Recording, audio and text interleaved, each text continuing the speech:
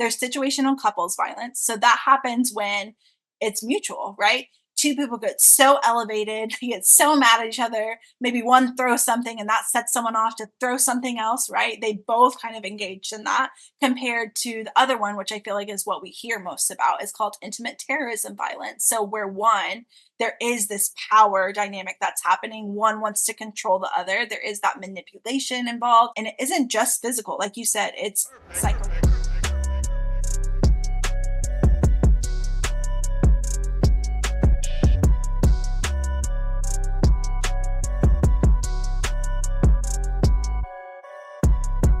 Welcome back to Coates in Conversation. I'm your host, Kendrick Coates. Looking forward to the conversation today regarding childhood trauma with a longtime friend of mine. But before we get started in today's episode, be sure to like and subscribe to Coates in Conversation. You can find all podcast episodes on YouTube, Spotify, Apple, or wherever you listen to podcast episodes. Dylan Lowry, how are you doing today? Doing good. It's a lovely Friday, ready for the weekend, as I'm sure we all are. It's interesting. We're having this conversation because I remember I met you, I think it was almost 3 years ago, and it was a open house for Auburn's marriage and family therapy program. And I don't know what it was about the conversation, but you were the one person that I felt like I really connected with. And maybe it was some of the joking and bantering we had going on, but we've stayed in contact since then. And it's been nice because you're in the field of marriage and family therapy. But can you share with the audience and listeners where you're at now and some of the things that you're doing?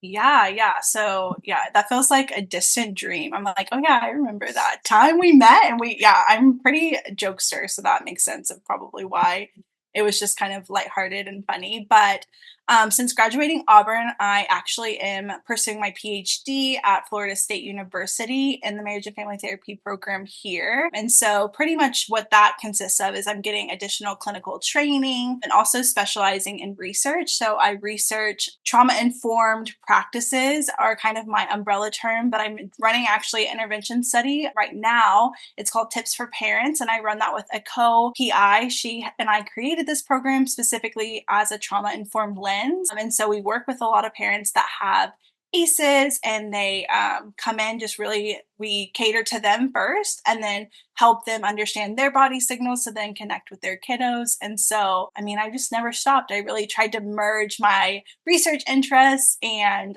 my passions together in the clinic setting. And I've had, again, great colleagues here who've helped me, supported me.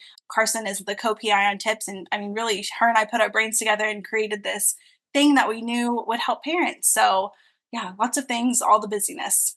There's this is going to be really cool for this episode then, because we are diving into ACEs, so adverse childhood experiences. And so to kick off this episode, can you explain what exactly adverse childhood experiences, so ACEs, what that actually means and why they are significant in understanding long-term mental and physical health outcomes? Yeah, so really to kind of boil it down is ACEs was defined in the late 1990s, but really it was to encompass like what traumatic things people are experiencing in childhood. So that could be anywhere from a parent who has expressed mental health symptoms. It could be anything from intimate partner violence, abuse and neglect, which those could be physical. Neglect is often defined as like not proper shelter or resources such as food, water, those types of things. It also could include someone who has lost a parent to suicide or homicide. And so, yeah, it's kind of the umbrella term with things that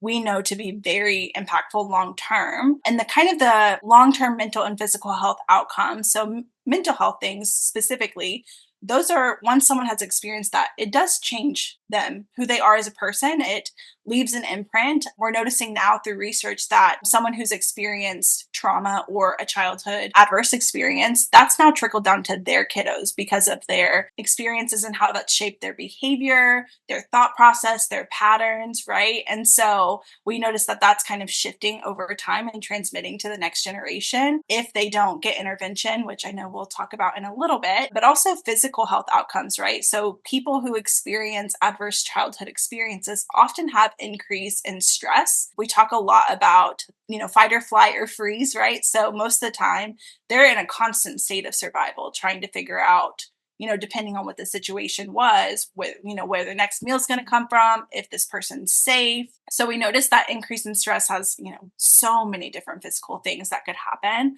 And so that's kind of like, again, the umbrella of that all. But is there, I guess, more specific things that you? Yeah, there I want to go back to long-term physical outcomes because I think that maybe in our society, and I've heard the term big T, little t trauma. So like big event, little event. In my mind, I think trauma as it's an event that disrupts somebody's nervous system. And then there is oftentimes a physical outcome to that. So can you speak on more specifically within children, what physical things come up for them when they have gone through trauma? Yeah, no, that's a great question. So, that I'm working towards getting my play therapy credentialing. And so I see a lot of kids who are currently or have previously experienced a form of ACEs. And so oftentimes I see one of the bigger things is like sleep, right? So if something scary or a trauma happened at night, most of the time kids, they don't want to go to sleep, which makes sense, right?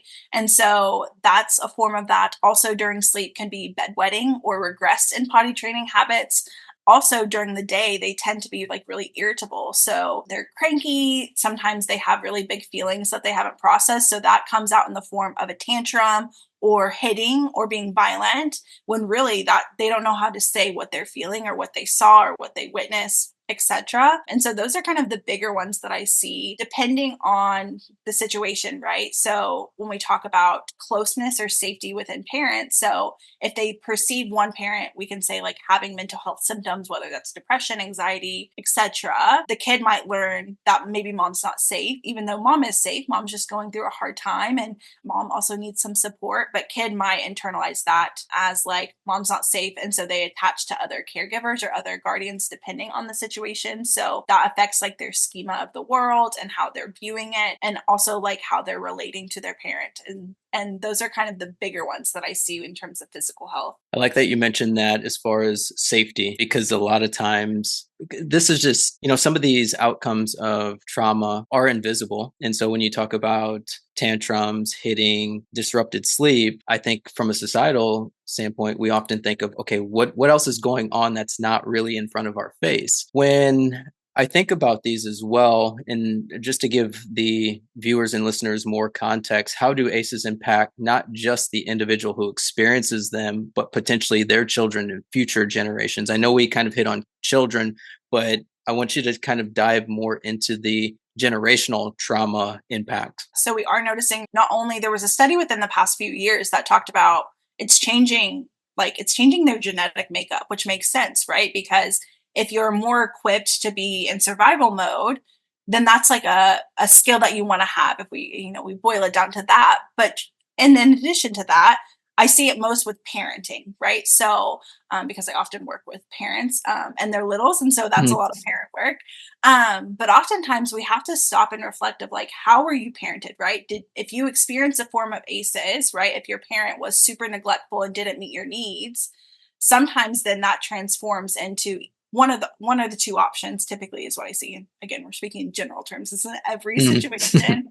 But either they become super overprotective, where they like won't let their kid function without them. They make sure that they get every demand, which means like they don't set good boundaries. Sometimes they don't have great structure. They let their kid walk all over them, can be one end of the spectrum. Or maybe sometimes, their kids' emotions are so overwhelming for them because they didn't get that modeled for them because of neglect or different things. And so they shut down anytime their kid's emotional, therefore perpetuating the pattern or continue to do the same thing that they were taught as kids and not being able to connect with their emotional side. So typically, those are kind of the two things that I see. And then in turn, when the kids become parents, right, that kind of cycle perpetuates. And it's like they have a decision. Do I choose differently? And we'll talk more about like, how can we choose differently? What are protective factors so that I don't transmit these things to my kids?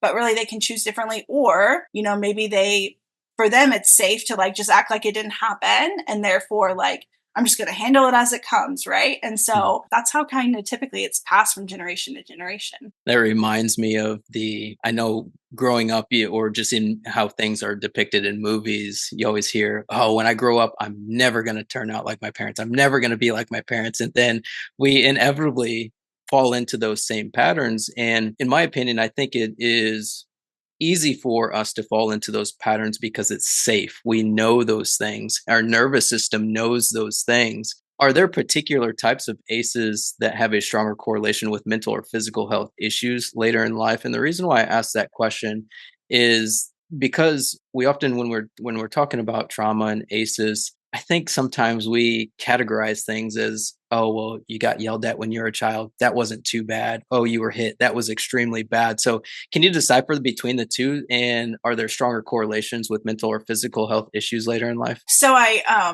as like a researcher, right? I have my researcher brain. I'm like, okay, it's not stronger or less strong or the more strong. It's like, it's just different, right?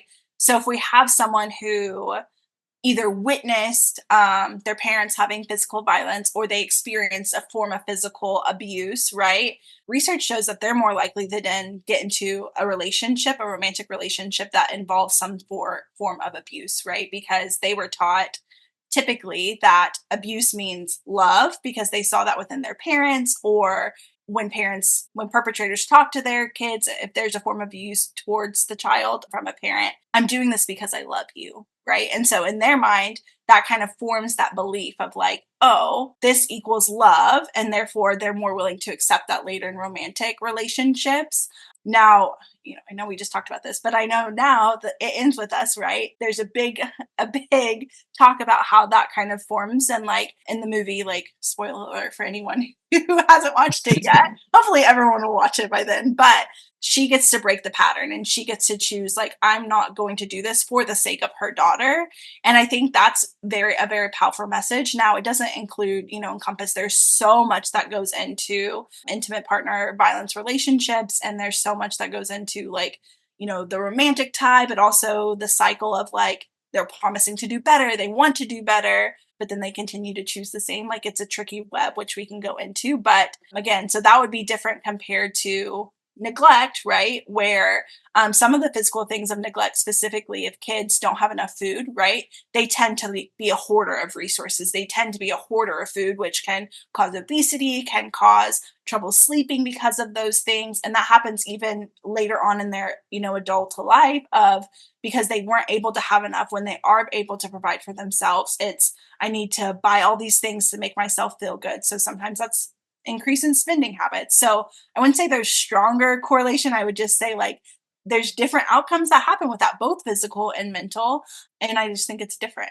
Since a lot of our training is in working with couples, I have to ask this question. When a child goes through or has experienced adverse childhood experiences or has gone through some type of trauma, what kind of attachment issues have you seen within older adults? How they attach to their partner, spouse, or significant other? Yeah, typically and again, attachment isn't across the board. Like, if you have trauma, it's going to be this one. But typically what I see is actually disorganized attachment. So it's kind of how I view it, a combination of both anxious and avoidant. So depending on the situation, right? We see these partners really willing to do whatever to get that bid and affection, but then they're kind of destructive with it. So they have these really high expectations. They're willing to kind of bend their boundaries, but then as soon as they're not meeting their partner's unable to meet those expectations, or they didn't know to meet those expectations, then they light it on fire and they kind of withdraw. They're like, well, you could meet my needs anyway. I'm going to withdraw before I get hurt. And it's this constant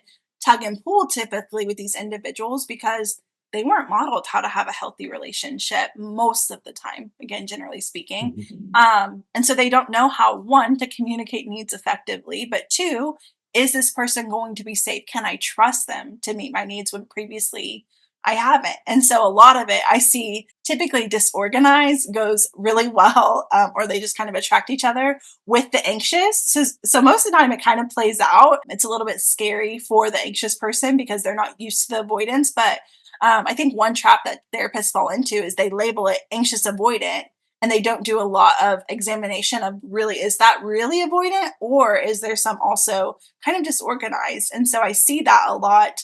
But really, what healing happens when there's a partner who has secure attachment and the disorganized, because that secure person's able to really be solid, have a firm foundation, and also articulate expectations, communication needs. And so I see that work really well if that happens. But typically, those are the couples that come into therapy earlier rather than later, because the secure person's like, nope, we got to get it together. Yeah. So as we're talking about attachment and how we relate to others, there's also that hypervigilance that sometimes happens. And so how I think about these things is, within a relationship, if one partner says, "Hey, why'd you eat my yogurt?" And for somebody who has gone through, generally speaking, somebody who has gone through a rocky childhood, that can be maybe it can sound like rejection. So um, some of these things that you mentioned, I'm like, wow, like the childhood aces and how it all ties together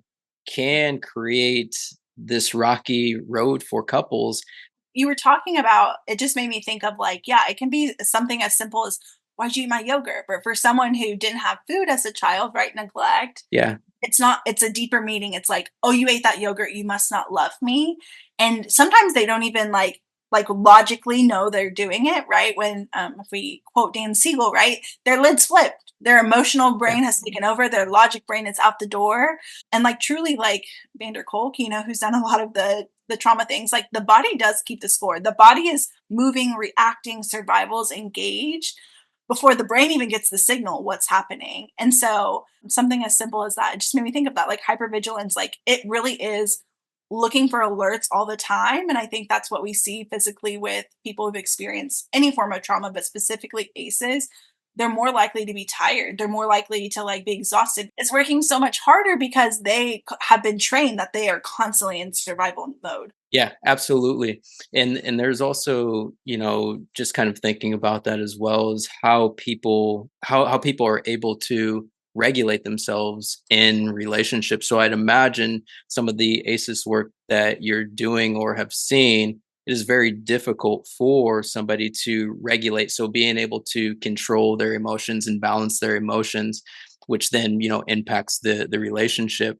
So that leads me into my next question. Are there certain protective factors that can help individuals recover or cope with these experiences from childhood? So I did some research, and I think really something that we've been seeing and there's more research on is like community, and like having a safe community or having people who are experiencing the same thing, because that kind of bridges like the trust and the reliability, right? And so that was one thing that they said. Also, like let's just name the obvious. If you have more money, you're more likely to, that's like a protective factor. You're more likely to have access to resources. You're more likely to be able to either travel if you don't have the resource in your community. You're more likely to make sure that you provide not only for your family, but those around you in your community. And so that was like a bigger one. Also, parents. And I know, again, falling back on the parents, but if the parents have access to education or new parenting styles, or they have access to other parents who have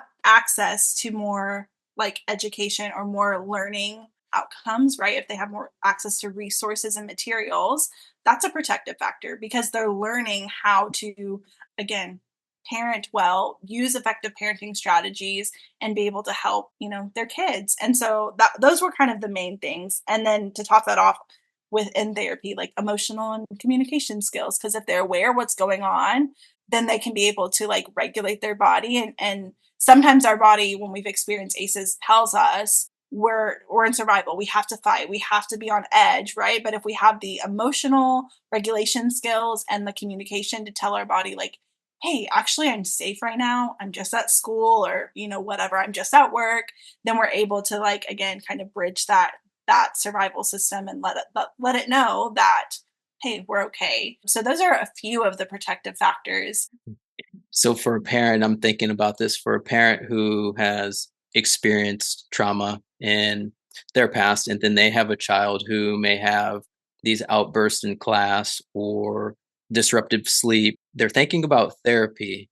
They're not specifically sure what it looks like and or if they're going to be shamed for their child's outburst behaviors, etc. What should somebody be looking for when they're bringing their child to therapy to do some of this work? Because I know you mentioned you're working on play therapy credentials. So what does that look like just for a parent who is maybe hypervigilant and isn't sure if they should trust the therapeutic process? Yeah, no, I think that's great. I think there is, apprehension, and let's just name it, right? Like, as a therapist, I'm bound, as you are, like, by the law of we are mandated reporters. Like, we have to report if a kid has witnessed any kind of abuse, is being abused, is being neglected, which sometimes that's really hard, right? Because then they get involved into the child welfare system, whatever that may be for their state. They have to have an investigation sometimes. And so sometimes, parents are hesitant to like trust therapists because we are ethically bound by that system, which I mean, I tell parents all the time, like, that's the worst part of my job because sometimes I'm like, I know it's not happening anymore, but it did happen. And we have to make sure that like this is followed because of the ethical guidelines. And so, one thing that at least parents have like reported to me that's been helpful is understanding what kind of credentials are out there, right? And because every credential is going to be different, the level of training had been different. And so, for example, like as a marriage and family therapist, right, we typically try to work with the system. And that means we want mom and dad involved in the process, if able, or caregiver. And we also want kiddo, right? Where now getting my play therapy credentialing, really it's one on one focus with the kid. And I think I'm a little unique because I am MFT and RPT trained. But I have frequent parent meetings because that they are the therapist at home. My job as a play therapist or as like an MFT when I'm working with the kid is like, I see them 1 hour a week. And so my job is to help understand their perspective, their world, what they're seeing, even if they're not saying it, whether it's they're showing me through the play in the playroom or they're telling me about the school and they got really upset about their teacher, right? I'm interpreting some of those things, but then it's also, on the other hand, to support those parents. And so I think one, like the first thing is like understanding what kind of training is received, be critical when interviewing a therapist for the first time. So you go to one session, you are not married to that therapist, right? You need to make sure to tell them, like, ask all the questions you have. I don't know if they use this metaphor still in Auburn, but when I was there, they use like finding a therapist is like finding a great pair of jeans. It's if it's the right wash, if it like is snug like you like it, or if it's the bell bottoms, whatever. Because some pair of pants are not going to fit you. They're going to be too big. Some pair of pants are going to be too small for what you're needing. And so I think in that first session, it is so important to be critical and ask and like want to know. Therapists don't always have the idea what the plan is until we see the kid, especially if I so typically I do parents only first session, because you know big kid or grown up conversations on all aren't always meant for little ears. And so I don't always know what the treatment is until I've done a thorough assessment, but making sure like you're bought into that process, you know what's happening, having a good relationship with the therapist. And I think if a therapist, I think it's important that there is like conversation, there's an open line of communication because parents need, they are the therapist at home. They need to be using the skills that the therapist is using in session to be able to do that at home and mirror that at home so that they're set up for success. And so credentialing is really important. Asking all the questions during that first session. And if it isn't a good fit, being honest with yourself and the therapist. Don't ghost therapists. Just tell them that it's not a good fit so we can move on with our lives. It doesn't hurt our feelings for the listeners out there.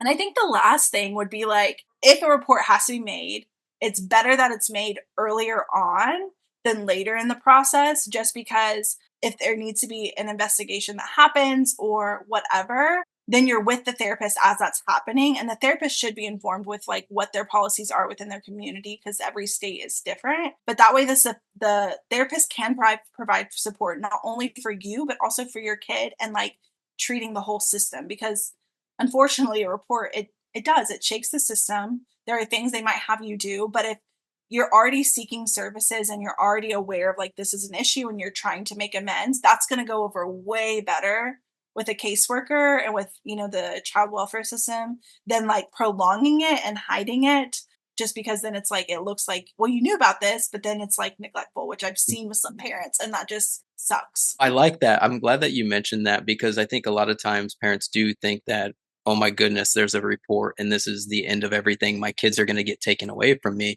And that's one of the bigger fears, which then plays into ACEs, is like Yeah. having this fear, but the therapist can act as a support system because when parents are going through this or when children are going through this and if they don't have community outside of therapy sessions, it makes it much more difficult. The other question that I forgot to ask you earlier, at what point in a child's process, when can you screen for ACEs? Because I think that's the big thing is you've got an ACEs scale or questionnaire. When is the right time to do that type of test for parents out there that may be wanting to go through that? And the second part of that, would you recommend parents doing a self-administered ACEs questionnaire? Yeah, that's a great question. So, for parents or for any of my adult clients, I do ACEs pre session, right? And so that's good for me to know whether they want to treat that or something else. It's always good for a therapist to have in the back of their mind because if you're working on anxiety or you're working on depression and they had a parent who was depressed, right? You want to hold that into your in the back of your head when you're treating this person because you're helping meaning making that and also helping treat that. And so I do that session, like pre-session, like that's part of my intake paperwork. That is just something that I do. Now with a kiddo, because a kiddo doesn't always have like the words for it, right? So like if I meet with a parent and they filled out the ACEs, I've asked before, and typically it's pretty standard. I say like, okay, is there anything on here that maybe your kid would answer yes to, right? From you or from co-parent or from caregiver, whatever the situation may be. And some parents will tell you, yes, I experienced depression, or yes, they experienced the loss of their grandpa by whatever. But typically screening with kids for these things is really so again, play therapy is like very different and kind of how you assess, but like I wait for them to show me. So like that's by having access to toys. So like, and that's we call them their tools in therapy, but that's like having a dollhouse. That's having figurines that could represent them. That's doing sand tray, right? And having bottles or pills or things that they can use to express that. Because while kids don't always have the words, depending on how young you work with, so I work with pretty young, 4 to 6 is really my niche. I will see up to 10. Like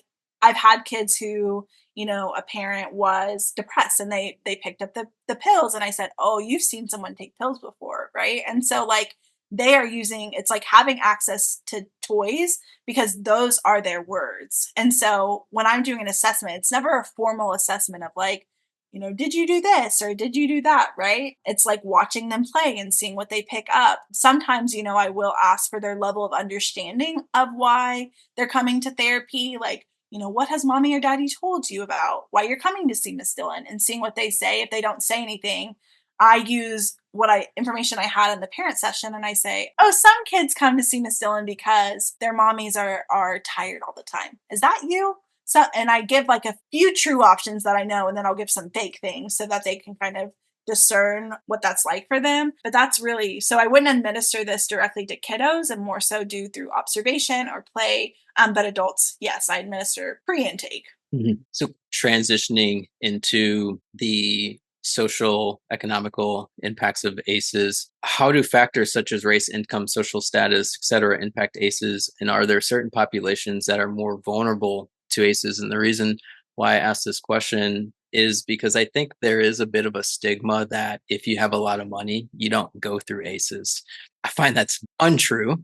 And in fact, there may be more cases of ACEs within that population than vice versa. So, can you speak about that a little bit just for the viewers and listeners? Because I don't think this is something that we're all bulletproof from. I think you make a great point because I was thinking again, domestic violence is one of my areas that I specialize in. That can happen to anyone at any time. It doesn't matter race, it doesn't matter money, it doesn't matter anything. Like that is happening. And it is something that is very, again, like I think COVID had one, there were less reports because people were home all the time. So we don't have an accurate depiction since COVID, like what's actually happening and what's going on. And so that's kind of one that I feel like is like a myth of domestic violence is like, oh, if you have more money, right?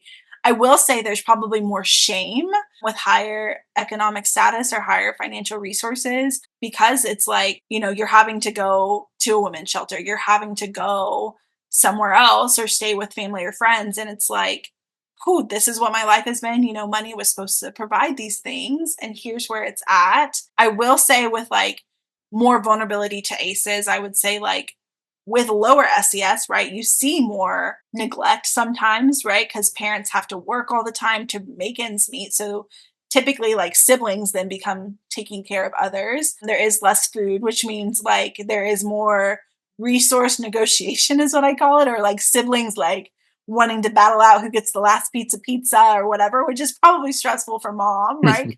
Or dad, and they're, having to manage, the battle of the kiddos, right? And so Right. that can like have some impact. But I think, yeah, again, like ACEs can happen to anyone. I would just say like some ACEs look different, or how they respond would be different. But yeah, we're all vulnerable to that, especially if we haven't processed what happened in our childhood or how our parents were, but also if we're not being intentional with continuing to support our kids and meet our kids' needs emotionally. I don't think we can move on until we come back and unpack the domestic violence. And this is something that I mentioned off air.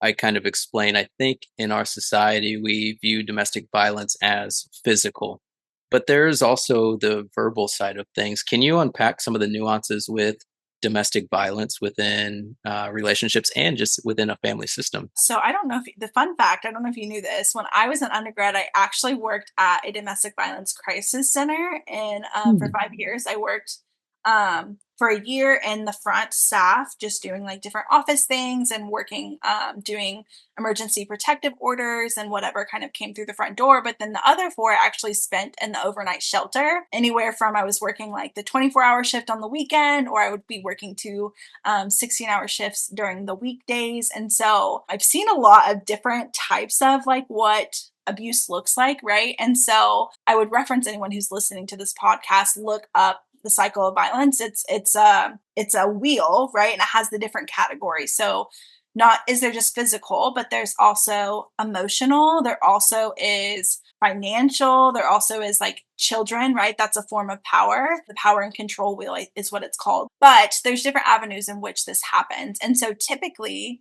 there are four types of domestic violence. So there's situational couples violence. So that happens when it's mutual, right? Two people get so elevated, they get so mad at each other. Maybe one throws something and that sets someone off to throw something else, right? They both kind of engaged in that, compared to the other one, which I feel like is what we hear most about, is called intimate terrorism violence. So where one, there is this power dynamic that's happening. One wants to control the other. There is that manipulation involved. And it isn't just physical. Like you said, it's psychological, it's financial, right? So most of the time, like, it starts out very small, of like, hey, I just don't like that friend you're hanging out with. Can we just not hang out with them? Like, they just made me feel uncomfortable. I just didn't really like them, right? And then it's like, I was just thinking, you don't need to work anymore. I make all this money. You don't need to work, and you just stay at home, right? Like, you just be happy. You don't have to work. You don't have to stress. I'll take care of you. I'll take care of everything, right? Which is like someone who's experienced ACEs, right? That's the dream, is you want someone safe to take care of you. But then typically from that, once they isolate you, once they take you away from family and friends, there can be manipulation involved with like family, and like where they're like turning their partner against their family against their partner, etc.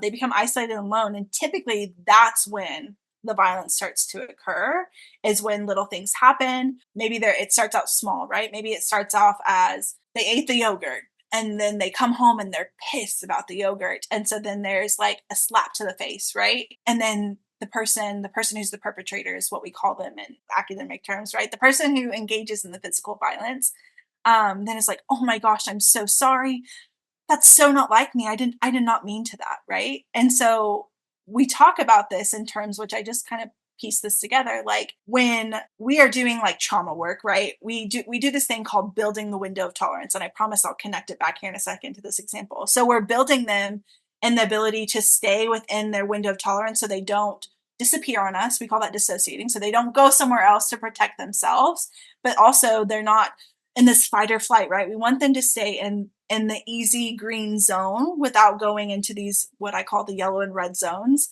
But truly, when domestic violence is happening, it's almost like they're building up your window of tolerance to continue to sustain this abuse in different forms. and they get trapped in this cycle. But then typically what happens is these people have nowhere to go. Typically they don't have a job, they've been staying at home for so long, then kids get involved, and that's another form of control. I'm going to take the kids away from you if you try to leave me. Then you have the financial aspect. So most of the time when I was working at the shelter, they would leave with nothing. They would come because it would be in the middle of the day, or sometime when the other person was not there. They had to be very strategic in planning, and they would come with nothing. So we were thankfully, by the donations of that community, we had a clothes closet to be able to provide, clothes for them, things that made them feel comfortable, things that they liked, things that would make them feel good. Because oftentimes it got so extreme that they would just have to leave if they were going to leave. And I believe the statistics, and I don't know if this has been updated in a while, but on average, it takes someone 7 times to leave an abusive relationship because that cycle is happening, right? They leave, and then it's all these promises. I won't do it again. I promise I've changed. I've gotten to this meeting, like I'm going to therapy, right? And they come back, and it continues to happen. They build that window of tolerance until they leave. And so it's like this constant tug and pull. And so people aren't seeing, again, they're like, why wouldn't she just leave? Doesn't she know?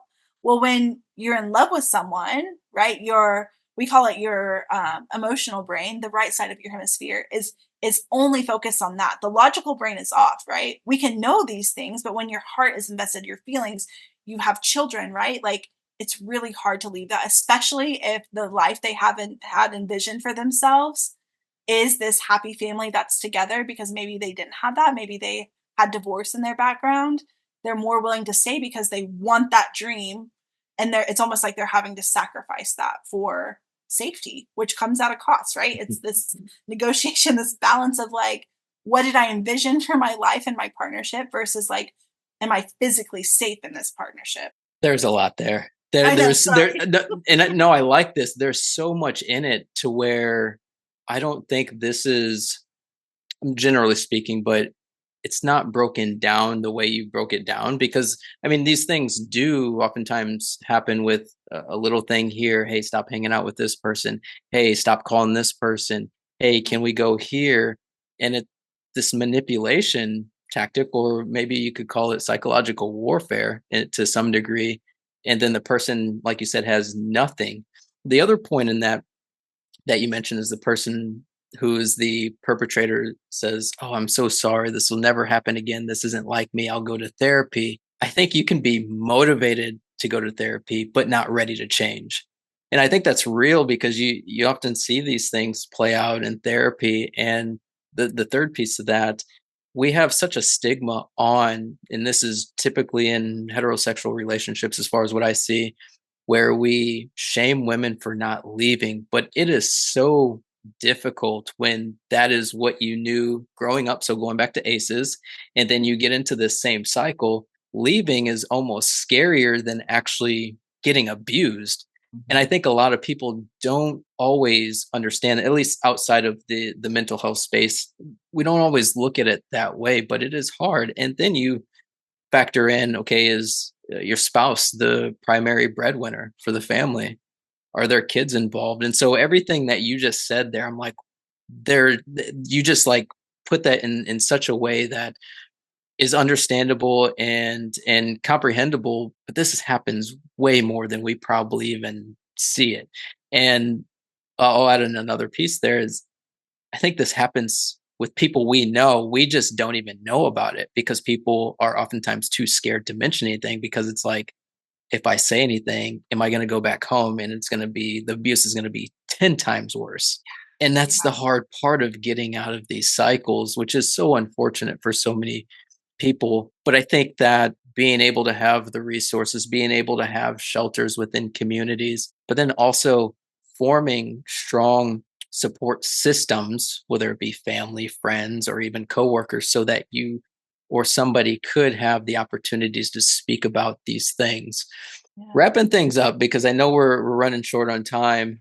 We've basically kind of went through childhood experiences, so ACEs. We talked about the physical implications and the mental health implications of ACEs, the factors of socioeconomic status in regards to ACEs. With all of that, what intervention or strategies have shown promise in preventing or reducing the impact of ACEs And how can these be implemented in communities? I'm going to talk about the buzzword right now. And so, probably most people have heard of what we call EMDR. And so, that is eye movement desensitization and reprocessing. So that is like one of the bigger things right now in the trauma world, trauma therapy. But they are expanding it into community-based settings and being able to do multiple EMDRs in that way. So EMDR is a form of trauma treatment, trauma therapy, more so where you don't speak about what you've experienced, right? You'll give little buzzwords here and there, and you should go to someone who is a trained therapist that has EMDRIA, am I saying that right? It's EMDRIA, basic training level.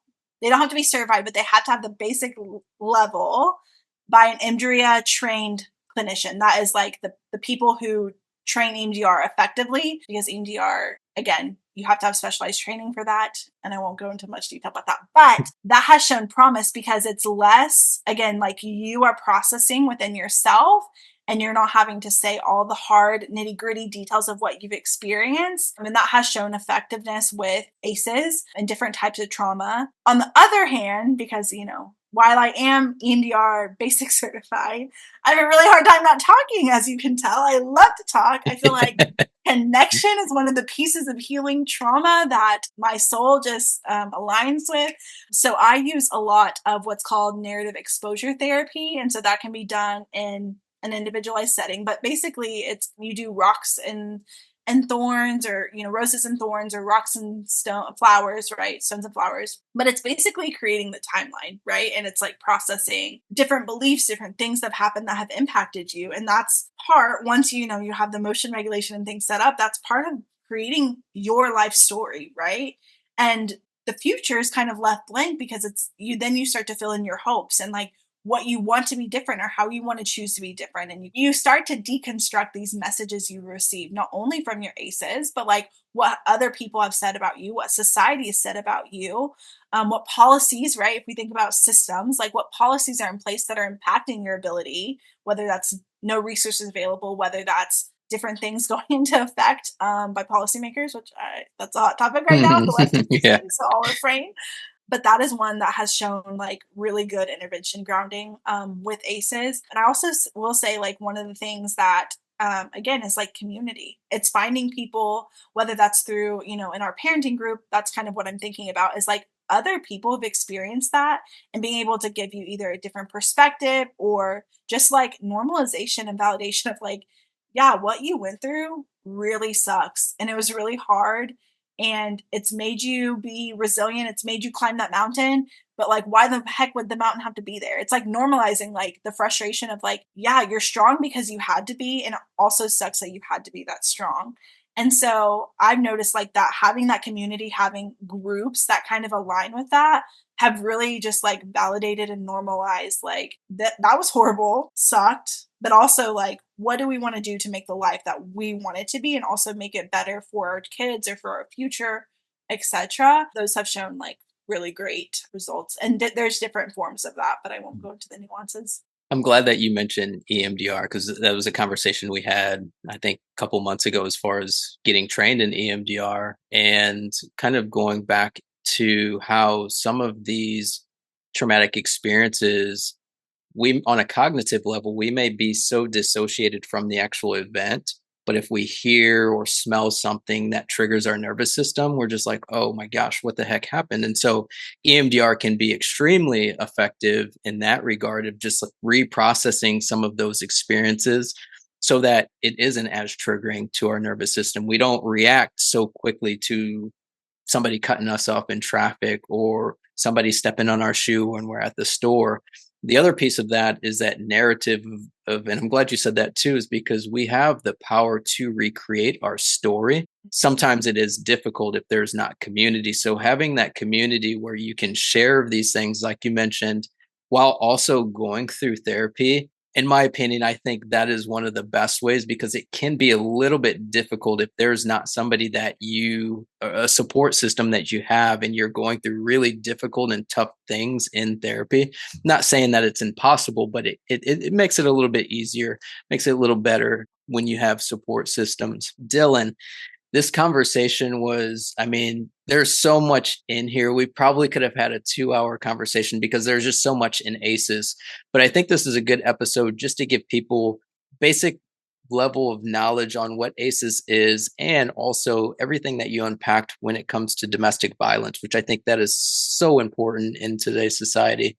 I appreciate everything that you're doing within the community that you're working in and some of the research that you're doing because people need this information, but sometimes it's not accessible. So I hope through this conversation that we had today, we have accessible information for the listeners and followers so that they can learn about ACEs and can learn about domestic violence. So again, I want to thank you for taking the time today, and I want to give you your flowers for all the hard work that you're doing out there to change lives.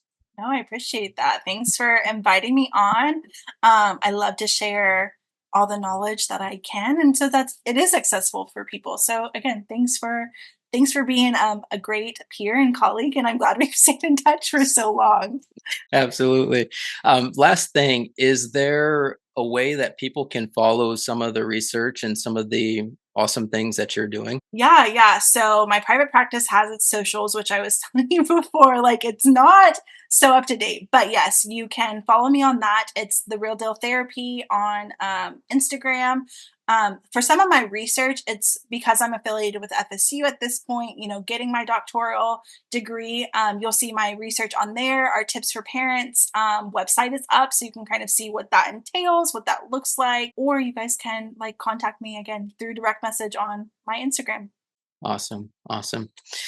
If you're listening to Coats and Conversation on YouTube, be sure to like a comment. What was the best part of this podcast episode? And did you learn something new?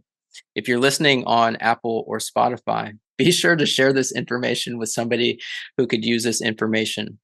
We appreciate you listening today.